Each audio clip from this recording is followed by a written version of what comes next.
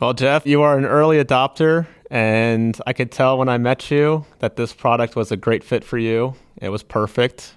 The technology, the looks, everything. Beautiful house up there.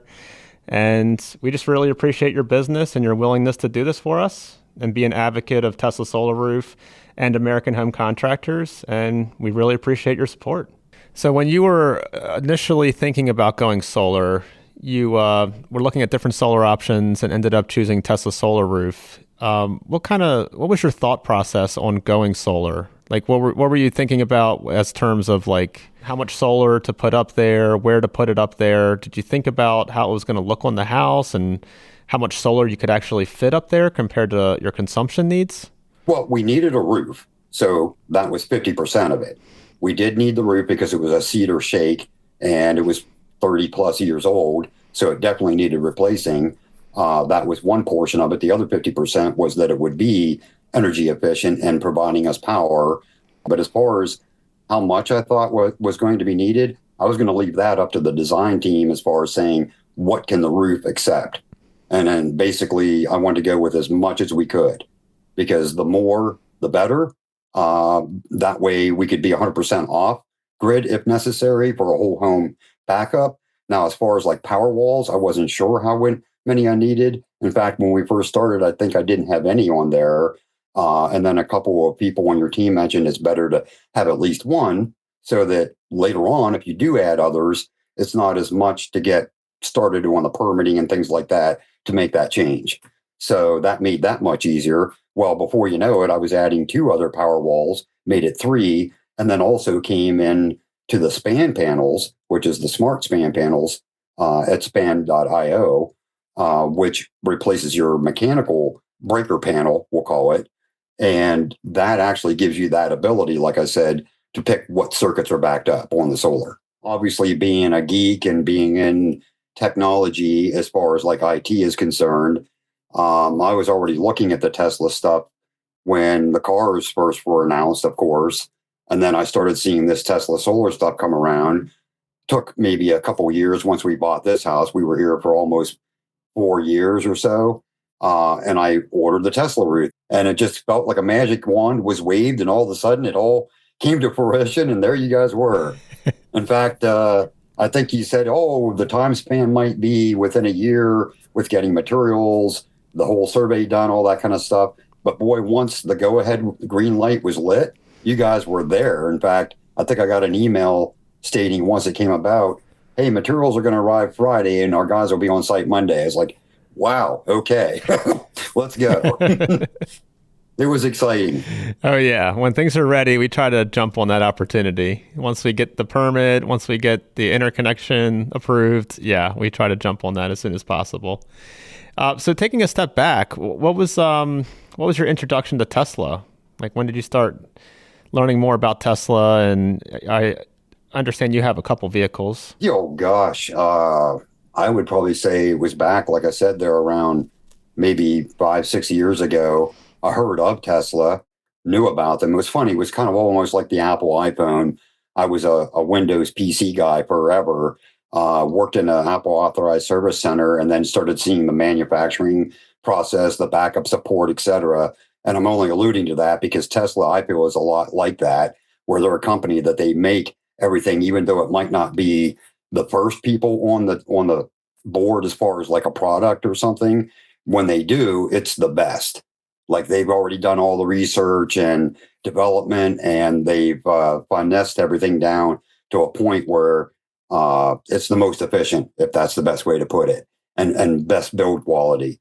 And I was following along with this stuff, and I thought, well, let's buy the car. I just bought the car on a whim and fell in love with it immediately once I had it. I think I saw a Model S and a Model Y. Is that accurate? Yeah, I bought the Model S as a pre-certified owned vehicle to kind of dip my toe in the water. Once we had that vehicle, like I said, and I'll never get rid of it because it's funny, as you know, how Tesla changes things along the years. They just don't have the same features, we'll say. They have better technologies and software updates. But as far as like mechanical features and whatnot, you just can't get certain things anymore. So it's almost like a classic to me already. I won't get rid of it. But we bought a new one then, a Model Y 2023 for my wife. that just got me even more engrossed. And I started checking into the whole solar stuff, even though I heard of Solar City and other companies prior to that. In fact, we had solar on another home decades ago, but really knew hardly anything about it. I just knew there was panels on the roof, that it fed electricity into our grid, wasn't even that involved with it at all. But with this, I'm heavily involved with the apps and all the background information. It's just amazing. Like the technology is just awesome. And how is the system performed so far? I know it's the time of the year. It's November, mid-November, so it's not going to be as good as June, July timeframe when the sun's higher in the sky. But what are your initial thoughts? Well, my initial thought was the day they had it testing on the final install day.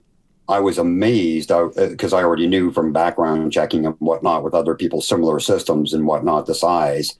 I was like, wow, this thing is pulling in 12.8 kilowatts and it's not even noon, high sun. And this was in August at the very end. And I thought, boy, this isn't even summer. I can't wait till next summer to see what it's going to do, or even spring for that matter. But all through September, you could pretty much say we were off grid. Like there was hardly any moments at all we were pulling from the grid, just because of the way I was playing with it on a daily basis, trying to figure the app out, etc. But I think what really helped was also having the SPAN smart panels, two of which back up several circuits, and you get to, on the fly, pick which ones are backed up and which ones are not. And it's on a need to use basis, like critical, not so critical, and never need to back up, for example. And in that process, you can actually on the fly, well, I don't really need the heat pump or the pole backed up, or I don't need the koi pond pumps running or something crazy that you would not need running in a power outage. It's just awesome to be able to do that on the fly. And then to also see how that interacts with the numbers. But yeah, efficiency wise, my gosh, we could go all night long on the reserve power and the 3 power walls that we have.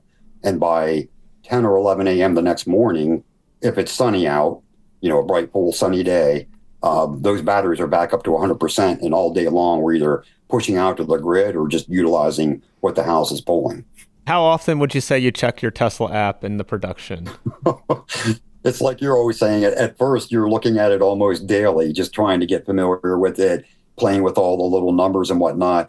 And it's amazing all the data that's there. But I know I keep going back to the SPAN app, but it just gives you all that more information per circuit, which I had an issue with because I thought I actually had some maybe wiring issues and whatnot with the property because of our high electric bills with our multiple heat pumps and things like that running. But now that I see it per circuit, everything makes a lot more sense. When it's being used, how much is being used. And when I say how much, I'm talking as far as kilowatts compared to kilowatt hours, because that was a big misnomer before. A lot of people can converge those and they misunderstand, well, gee, if I'm using this many kilowatts, that means I'm running as much power as this many houses at the same time, when it's really simplified as kilowatts is the power your roof's pulling off, but the kilowatt hours is how many hours you're able to run off of that time produced, or that energy produced, I should say. So yeah, for the most part, those what did I say it was? I almost want to bring up the app on the phone, but I don't want to disturb the call. But typically, like I said, by 3-4 o'clock in the afternoon, we're seeing 100% on there, and by morning, still probably around 30 or 25% maybe at worst case scenario so far. And there are times where we've had gray, cloudy days or rainy days, and it didn't charge much. But then you still obviously are using what you use overnight. And the next morning, I'll see, oh, okay, well, we got down to 25% and started pulling from the grid. So obviously, if you know there's a storm coming or a possible outage, and that does occur, maybe you can set it to where, hey, let's slide that back up to like maybe 40%. That means I'm going to reserve that much of my batteries because I think I'm going to need that. And if you forget, Tesla has Storm Watch where it'll actually charge them for you, even off the grid before the storm, so that if you have a power outage, you have all that reserved. So you're kind of almost insured that you're going to have that backup process. Have you guys had any storm events? Yeah, I know I hasn't. actually had Yeah. two, and we were off grid that entire time, and nope, didn't even realize that it occurred. Oh wow. Now it was only maybe a couple hours at each time, but it was really interesting that you didn't see anything occur. We Seamless. did everything as normal. I think my wife was even running the washer and dryer, dishwasher, the oven, all kinds of crazy stuff, all simultaneously, and sometimes not. But yeah, it's amazing how many things can run it all at once. And you're thinking, wow, that's a lot of power, almost like plugging in two cars at once, maybe 13 to 16 kilowatts each. But that's a short time period. It's not over a long time period, day after day. It's a brief period of time. So it's not taxing the batteries as much as you think. There's so many cool aspects to all the apps and how they all interact and tie together. And the real cool thing is you don't have to feel like you have to monitor on a daily basis. You can always check back at any time and go backwards in time and see what was occurring. So you never really miss anything. And all the data is there. You can export it and get all fancy and put it in spreadsheets or whatever you want. But if you ask me, all the information's right there. In fact, I think even with the SREX, like you said before, you can export the information right from the app. Yep. They do it for you. Yeah, we did a video on that as well. And yeah, there's so many features in the app, and as you know, the app constantly updates. So whenever I go to the App Store and I update my Tesla app, I'm always curious to see what Tesla put in there. Sometimes it's minor things, bug fixes or whatnot, but sometimes there's a whole brand new set of features or user interface, which, it makes it exciting. Oh, yeah. Well, just like that update they just did. Now, not to say that I have what do they call it, the Gen 3 wall charger Hmm. from Tesla. It was already there installed prior to having the roof installed. But then whenever they provision everything during the install process, they go around scanning all the different QR codes from these panels, the gateways, inverters, and et cetera. That was added, but then Tesla updated their app to now add the wall charger. And now when you look at the app and you see the little house with the power walls and the flow of the solar and everything, it's really cool because it shows the garage right there and shows right there's the charger, and it shows when it's connected, when it's not, how much it's drawing. It's just really cool to see that solar in yellow flowing down those little pipes, going into your batteries, going to your house, going to your car. It's just really cool looking. Oh, yeah. Yeah, I love the app. And it just makes for a great experience, and, it just makes the product just so enjoyable. You're aware of Hmm. what's happening in real time, and just imagine not having access to that app and that data.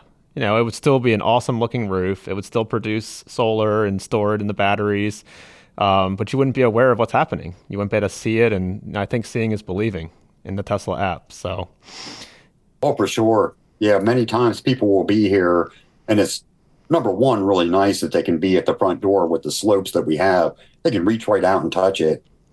We do have like one little glass panel that we had left over that I show them. I'm like, wow, that's what it is. And they're always surprised too how heavy they are, even though they're not heavy, but they're glass. hmm. So yeah, per shingle, you would say maybe I guess they're heavy, but I think they just don't expect it to be that material. Yep. And then on top of that, you got your app you can open up and show them, look, see, this is the flow. I think they get it, but like even my own sister, even though we kept repeatedly telling her different things, once she saw the final product and sees the batteries that they go into and all this kind of stuff, it's like, oh, so this does this does that. Yeah, I thought you understood that. It's like, no, they don't understand it till they see it, basically. You know, I mean, even me, I'm into technology and everything. I'm not on the electricity side. I'm more on the electronic side of things, computer, IT infrastructure, things like that. But even I understood a lot, just like with the cars. How many times have I explained things with the Tesla cars or EVs, and I forget all these little things that you just take for granted that you don't think is anything special at all until you maybe get in an ICE vehicle, which is the internal combustible engine per se.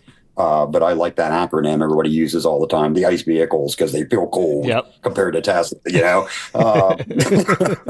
But just all the little bells and whistles that you just take for granted that just do things for you. It's the same way with the roof and the app.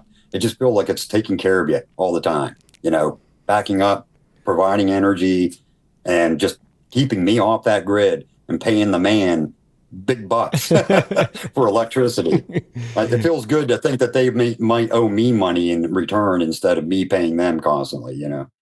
Now, you said you have two Span.io panels as well. Mm-hmm. How did you discover Span.io? Was that through us, or was that some research you were doing on your end? That was research I was doing on my own in the beginning, and I didn't fully maybe 100% understand how they would tie in with the power walls. But Span themselves are very clear that they do, and obviously feed into the power walls. And there's other battery backup systems they work with as well, but they work best with Tesla's power walls. That being said, I looked into them and I was actually going to already purchase them.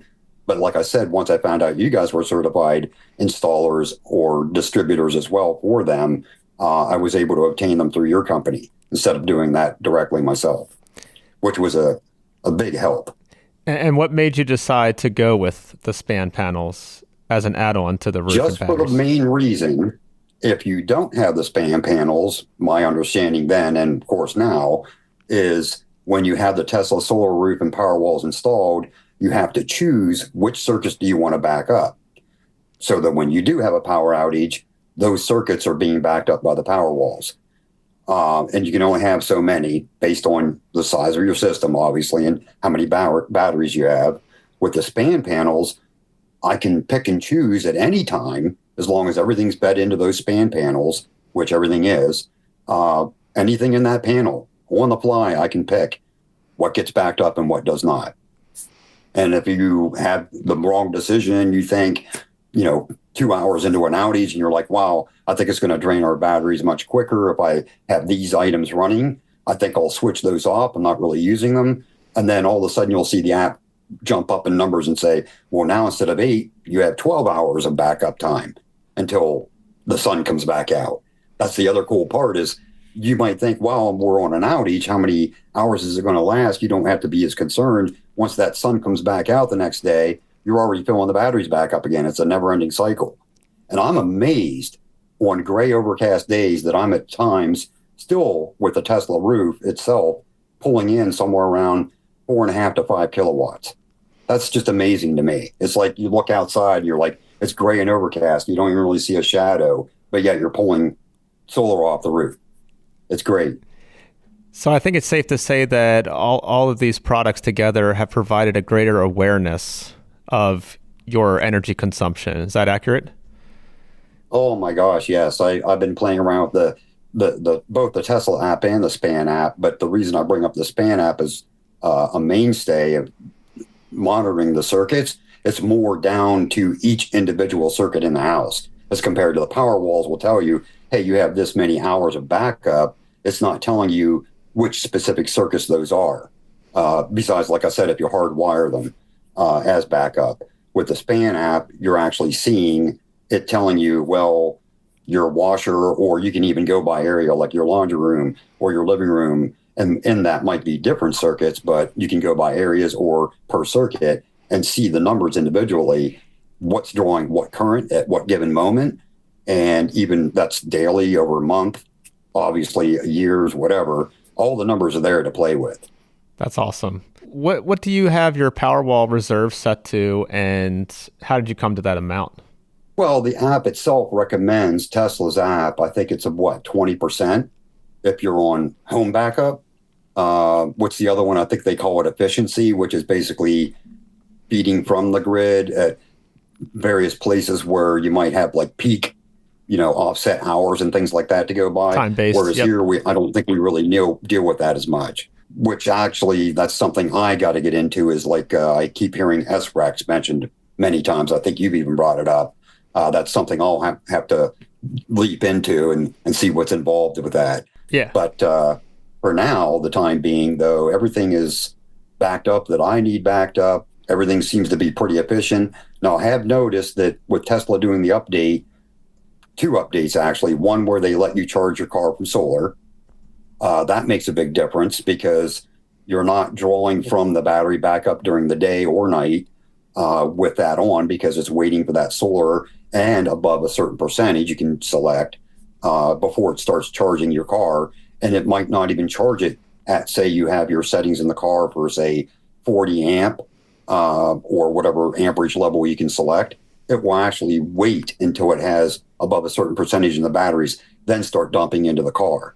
And then you can also, on top of that, say, we'll only do that up to 50%. Once it reaches 50 to 80%, do the rest off of the batteries or off the grid. What you can choose. You can slide those sliders all over the place. It's amazing. But the main thing of it, though, is the 20% for the solar backup. And then the 80% is basically how much you're powering from your batteries, I guess is the way to put it. Kind of like you do with the vehicles. I only charge to 80% on a typical average day. Unless we're going to take a long trip, we charge up to 100% the night before. That's awesome. I think somebody on our team mentioned a story of the previous owner coming by your house and mentioning something about the roof. Well, he just built his home. So he wasn't in the same position as myself needing a roof. It was a win-win situation for us. With him, he's just really interested in the technology. He too has Teslas, basically just saw the technology. And once he saw it here, he was like, wow, I just didn't realize that it would look that good. You know, I thought, like I said, people expect to see panels up there or something. They don't realize that each one of those tiles is basically like a glass shingle, if you want to put it that way.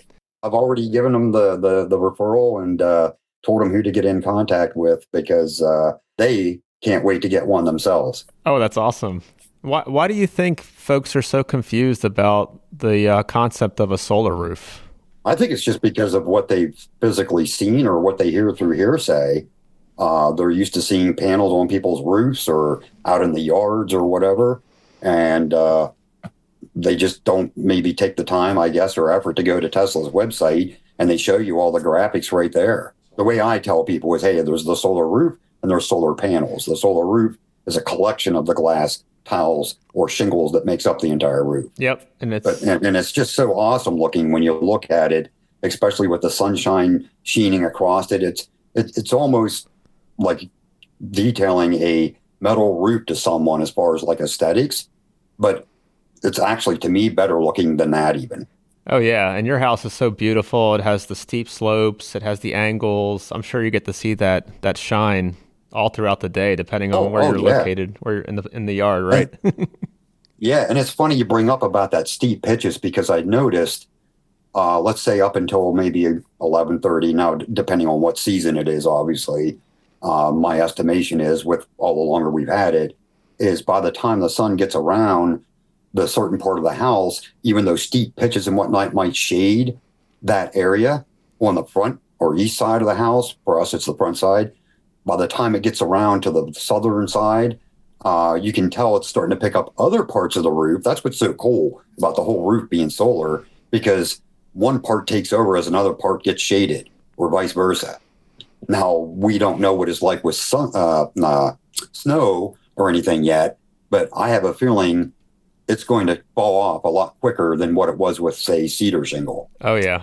Just because of the black and, of course, with it being glass, the smoothness of it, and, of course, our pitch, it's going to have that snow slide off. Yes. It'll be interesting to see what we produce. Yeah, it'll come off pretty quickly. The snow shedding feature for Tesla Solar Roof, once the sun touches the roof, it tends to come off very quickly. And since your roof is so steep, I don't think you'll have a problem with too much accumulating before it actually does knock off and fall to the ground. So that'll be good. You should be up and running and producing as soon as that sun comes back up. For my roof, my roof's a little bit less steep than yours. Typically, when the sun touches it, it's only a few hours before everything comes off and melts away. Nice. So I'm up and running before my neighbors' roofs are even cleared at all. So it's good. So you won't be without power for too long.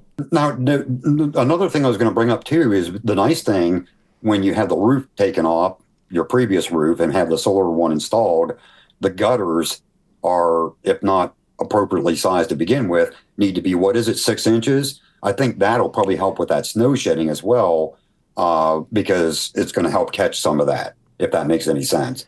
Absolutely. Yeah, we always recommend 6-inch gutters, at least 6-inch gutters. They do make 7-inch gutters as well, but 6-inch gutter with the Tesla Solar Roof, because the roof is actually off the off the substrate a little bit, about 1.25 inches. So it's a taller roof, a little bit higher, and the overhang on the end of the roof is a little bit more than a traditional asphalt roof. So yeah, a little bit larger gutter to accept all that rain that's coming off the roof, and ice and snow that's shedding off as well.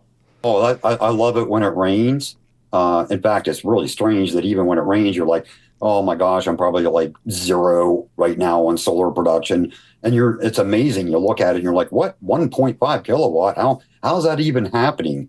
It's raining outside right now. You would think all the overcast and with the rain that it wouldn't be producing anything. It's just so surprising to me. That's probably the biggest surprise of anything. Oh, wow. So the biggest surprise is that even though it's rainy or cloudy out, the sun still shines through the clouds, still touches the roof, and still is able to produce something. But yet, ironically, it wouldn't be raining out and just be very dark overcast, maybe before the storm or right as it starts. You might see zero, but that's when it's really dark.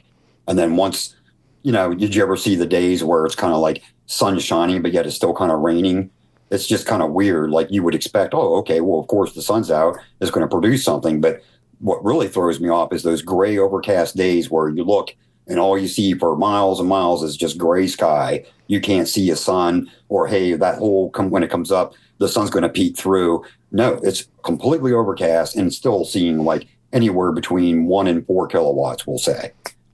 And there's times where you see like 0.2, 0.7, but that's like real early in the morning when the sun's just peeking over the mountaintop, Yep. And you're like, oh yeah, and within an hour that thing's going to be like, probably like 12 kilowatts or so. It's amazing how fast it starts doing it. Yeah, and as you go through the different seasons, different time of the year, you can see the sun rise, sunset, how much production you get when the sun's at its highest during that particular part of the year. So it's interesting to play around with the app. And, since you guys just got it turned on, you have a whole year of just messing around with it and paying attention to that and being more aware of weather and seasonality and where the sun's located. And yeah, it just makes you more aware of just a lot of things. Mm-hmm. And what I was going to say about the rain too is it's really nice that it gets on the roof because it cleans any of that pollen, dust, whatever's on there off, bird droppings, especially the bird droppings. We had a big problem with squirrels beforehand. And what's really funny is because they would just be all over our roof with the cedar shake, their little claws could just climb right up there. But with the glass, it's kind of funny. They still try to jump maybe from a tree that we have close enough. Once they get on that roof, boy, they're sliding right off. It's almost like a game to them. They still attempt it, but it's just funny to see them sliding off the roof, Yeah, they definitely can't stick up there. No. So Jeff, what's next? Do you have any other plans with the house? Well, definitely we're going to be doing some siding. The other thing is working with your team to get that other battery or whatever is included there or needs to be to get that other panel completely backed up.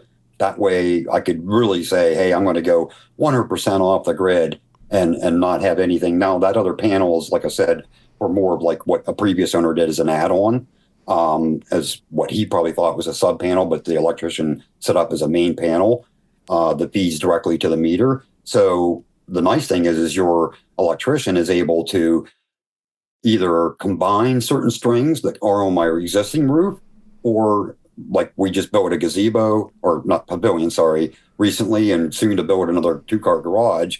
And I already want to put Tesla solar on those as soon as possible.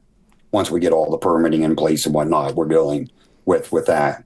But all that being said, what's so neat about it is it can all tie into our existing system and just exponentially grow with batteries, whatever's needed, extra inverters or a gateway. Yeah, I know you guys have a lot going on up there. And did you make any progress on that detached garage? Not yet. No, still in the permitting process and everything, waiting on the local government to get everything approved. Oh, fun. Yeah. So how was your experience with some of our employees and crew? Any shout outs that you could mention? Everybody's amazing. Yeah. I mean, right down to the guys showing up and turning the roof off, cleaning everything up. You got lots of nails and paper and all this other kind of stuff. And they put all the tarps in all the right places, clean everything up. I mean, they brought a big dumpster in, so everything went in there. It was funny too, when the one guy was picking up the dumpster, he's like, what's all in there? And I said, my entire roof. It's everything that made up the roof. And then now the Tesla roof's going on. And then once they started installing the panels and whatnot, it was so quick.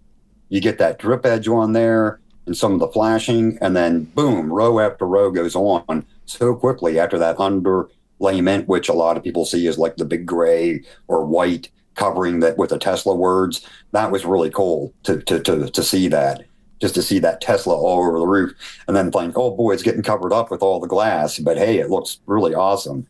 But then the electricians were on site almost at the same time, getting everything all set up. If there was any conduit needed, getting all the data strings run to the inverters installed, mounting the batteries, very knowledgeable. In fact, I heard, if I can say, I guess a couple of them worked with Tesla prior. Mm-hmm. So they have that background as well. And the real cool thing I like to tell a lot of people is I'm glad that American Home Contractors did my roof, because you guys are not only Tesla certified, you are roofers. Tried and true. But, I'm thinking, hey, who would you rather have doing this? Somebody that's experienced with roof issues and whatnot. In fact, when they took off my old roof, I was concerned that we would have a lot of decking that needed replaced on the older portions of the home. But surprisingly enough, a lot of it was fine. It was the new addition, we call it, that actually needed some replacements. And they did it right there on the fly. Went and got the materials that they needed that maybe weren't accounted for in the beginning, popped them right on. Everything was dealt with right away. It was awesome. Yeah, that's one of the advantages we have being a roofing company first. We know how to deal with weatherization, rotten plywood, modifications to the roof system, and then learning the solar, of course, is a little bit easier than the reverse. A solar company trying to learn roofing, that takes a little bit longer. That's a lot more challenging, working on a roof that's this steep. Yeah. So you're a big subscriber of ours, and we really appreciate that. Is there anything that we missed on the frequently asked questions, or anything that you think people should know about Tesla Solar Roof and the Powerwall batteries? No, I've actually seen your series on the frequently asked questions. You guys pretty much hit every question out there that I would think of anyway. Maybe SREX, huh? Well, you did mention them in there. I just meant I need to be more acquainted with it. Ah, okay. Gotcha. We do have some folks we work with for the SREX that we can pass along to you so that you can get that taken care of. I think in Pennsylvania, they're good for 2 years. So your system's producing SREX, and, nothing's gonna happen to them. So they're gonna stay as produced, and you'll be able to sell them up to 2 years later. So you got some time. Yeah, I don't know if that's a geographical, like per power company type situation, kind of like the off-peak, on-peak type stuff, or if that's... I think it's state regulated. Oh, okay. Like in Maryland, they're good for 2 years. I think in Pennsylvania, they're good for 2 years as well. But yeah, you should have some time. Mm-hmm. Yeah, that's great. Y'all will definitely be looking into that. Oh, yeah. And I appreciate you guys. I tell you what, I can't do enough recommending out there. And it's amazing how many people want to get the roof. They just don't quite know what the first steps are. And I think that first step is basically, hey, go to those YouTube videos. I think that's so awesome that you have those frequently asked questions and whatnot, because not only can they get a contact, they can see the video and get some questions answered as well that they might have, as far as like, gee, should I really go forward with this? Or is it just more like I'm just kind of like touching ground and seeing what this is about, Absolutely. Well, based on your feedback with you speaking to folks please send us any recommendations on our end for content that we can create and send out, because our goal with our content is to provide awareness and education so folks can hopefully more and more folks can buy Tesla Solar Roof and put it on their house. I think really right now it's just an awareness thing. Mm-hmm. I think if more people were aware of the product that exists and all the cool things about it, I think more and more people will just jump on board. For certain. Awesome, Jeff. Thanks again. I really appreciate it. Yep. Thank you much, guys. Nice seeing you again. Talk to you soon. Bye. Be in touch. You've been listening to the American Home Contractors podcast. You can find us across the web on YouTube, X, TikTok, and Instagram at AHCDMV. If you have an upcoming job or have any further questions about this or another product or service we offer, please contact us at AmericanHomeContractors.com. Thanks. We'll see you in the next one.